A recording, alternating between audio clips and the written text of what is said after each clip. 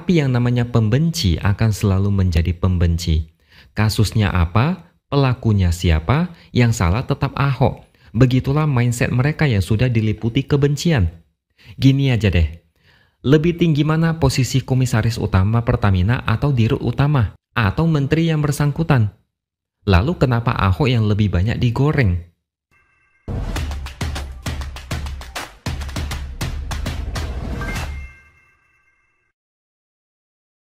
Halo, bertemu lagi dengan saya, X Hardy di Opini SeaWorld. Sekarang saya mau bicara soal isu Pertamina dan dugaan oplosan BBM. Sesuai dugaan saya, Ahok akan terseret karena dia pernah menjadi komisaris utama Pertamina saat anak perusahaan Pertamina yaitu Pertamina Patraniaga terseret kasus korupsi yang merugikan negara sampai 193,7 triliun. Nama Ahok selalu bikin berita heboh. Ketika kasus ini terungkap, gayung bersambut.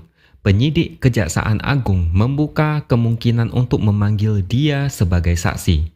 Kasus ini terjadi tahun 2018 sampai 2023, di mana Ahok menjadi komisaris utama Pertamina periode 2019 sampai 2024. Seperti yang sudah saya duga dari awal, ini aneh tapi nyata. Buzzer-buzzer mulai menyerang Ahok. Intinya, mereka itu mau membuat sebuah kesan atau opini atau kesimpulan yang mana Ahok itu harus bertanggung jawab. Karena Ahok adalah komisaris utama Pertamina, harusnya apa yang terjadi pada anak perusahaan Pertamina adalah tanggung jawab dia juga. Bagi yang berpikir pendek, pasti akan menelan narasi ini mentah-mentah dan percaya begitu saja. Mereka memancing dengan pertanyaan dan komentar provokatif. Ahok ngapain aja saat jadi komisaris utama? Kenapa hal seperti ini bisa kecolongan? Kalau sudah tahu, kenapa diam dan enggak laporin? Kenapa sekarang baru koar-koar seolah mau menjadi pahlawan?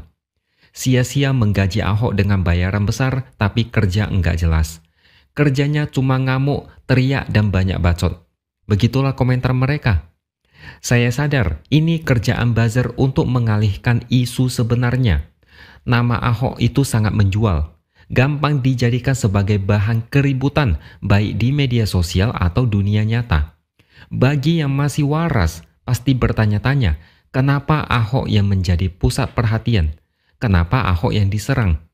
Kenapa bukan direktur utama Pertamina saat itu? Kenapa bukan menteri terkait saat itu? Kenapa tidak menyalahkan pelaku yang terlibat? Kenapa tidak fokus ke komisaris utama Patraniaga? Ini ada sesuatu yang mau ditutupi rapat-rapat. Memang sesuatu yang melibatkan nama Ahok sangat gampang untuk mengalihkan isu sebenarnya.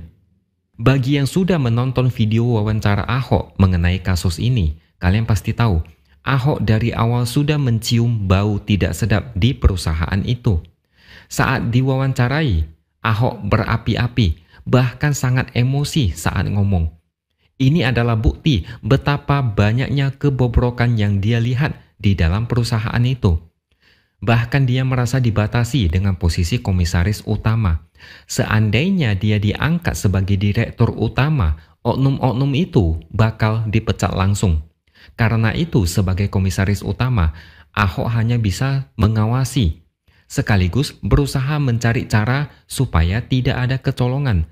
Tapi sayangnya banyak yang membangkang. Bahkan Ahok mengaku emosi dan pernah mengancam untuk memecat direktur utama Patraniaga. Tapi tidak bisa, karena Ahok tidak punya wewenang untuk memecat mereka. Ahok tidak bisa berbuat apa-apa. Sampai di sini jelas ya, kenapa Ahok baru sekarang buka mulut, kenapa dia terlihat sangat emosi ketika kasus ini makin besar. Dia bahkan punya bukti rekaman dan notulen rapat, yang kalau dibongkar, bakal banyak yang terseret. Makanya dia senang sekali kalau misalnya nanti Kejaksaan Agung memanggil dia untuk menjadi saksi. Dia akan datang dan membuka semuanya dengan syarat sidang terbuka dan live, supaya rakyat tahu separah apa kebobrokan di dalam perusahaan itu. Makanya kalau kalian masih ingat, Ahok itu dulunya ada isu mau diangkat menjadi direktur utama. Tapi kemudian banyak protes dan gonjang-ganjing dengan alasan Ahok ngomongnya kasar, enggak pantas jadi direktur utama, kerjanya cuma teriak-teriak kayak orang kalap. Sekarang kalian tahu, Ahok itu ditenggelamkan karirnya oleh banyak orang. Kalau cuma menjadi komisaris utama, pergerakannya terbatas. Kalau menjadi direktur utama, Ahok bakal menghabisi mereka semua. Kalau mau Pertamina bersih dari korupsi dan mafia, Ahok dijadikan direktur utama, bukan komisaris utama. Ahok ditolak karena ada banyak yang ketakutan, bukan karena masalah lain. Sesimpel itu kok masalahnya. Kemudian tahun 2020, Ahok sempat membongkar beberapa permasalahan di internal Pertamina. Misalnya, direksi yang punya hobi melobi menteri, direksi yang lebih suka berutang dan mendiamkan investor, dan masalah gaji direktur utama anak perusahaan. Orang yang sudah dicopot dari jabatan direktur utama, tapi gaji masih sama besar. Ahok membongkar, tapi yang lain kepanasan, terutama Andre Rosiade, politikus Partai Gerindra. Dia bilang Ahok bikin gaduh. Permasalahan internal Pertamina bukan untuk diumbar-umbar ke publik. Andre juga mengingatkan Ahok tidak membuat kegaduhan. Kalau ada masalah harusnya diselesaikan di internal, bukan mengumbar aib keluar sehingga bikin image Pertamina jadi jelek. Kalau saya tidak salah ingat, ada banyak pihak yang seakan menyalahkan Ahok karena terlalu gaduh. Sekarang kalian sudah tahu siapa yang benar, siapa yang salah. Yang gaduh dianggap jahat, yang kalem ternyata malah diam-diam merugikan negara sampai ratusan triliun. Ini munafik yang enggak ada obatnya. Ahok itu baru bisa bicara sekarang karena pasti ada tekanan untuk diam dan tidak mengumbar rahasia perusahaan. Ketika Ahok memikirkan cara agar ada penghematan supaya keuntungan perusahaan lebih besar atau kebocoran anggaran dihilangkan, banyak yang ogah-ogahan untuk menerapkan. Dan para buzzer sebelah, saya yakin mereka tidak menonton video secara utuh, lalu teriak-teriak seperti orang gila seolah Ahok itu salah. Ini jelas-jelas upaya pengalihan isu dengan cara menyeret nama Ahok. Ahok digoreng supaya orang-orang fokus ke Ahok. Padahal pemain utama di kasus ini adalah pelaku korupsi dan oknum-oknum yang selama ini bermain dan masih bersembunyi. Kira-kira ini ulah siapa? Memakai Ahok sebagai tameng untuk dijadikan sebagai fokus utama di kasus ini.